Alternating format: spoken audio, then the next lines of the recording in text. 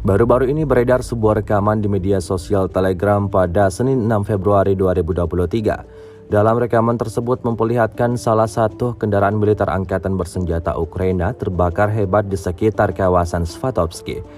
Tidak diketahui pasti apa yang menyebabkan kendaraan militer itu terbakar. Namun dapat dilihat dalam rekaman, para tentara Ukraina tampak sibuk menyelamatkan kendaraan militer lainnya untuk tidak ikut dilahap api. Sebagian warganet menduga hal itu terjadi akibat serangan dari pasukan Rusia. Namun tak sedikit warganet juga menerka-nerka bahwa kendaraan militer itu terbakar akibat kelalaian pasukan Ukraina sendiri.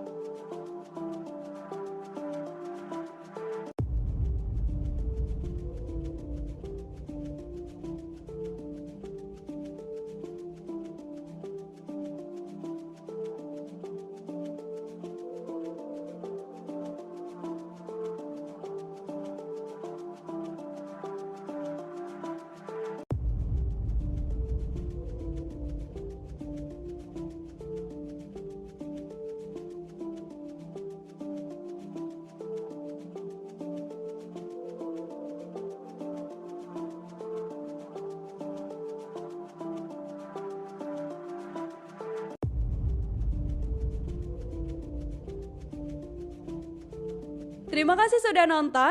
Jangan lupa like, subscribe, dan share ya.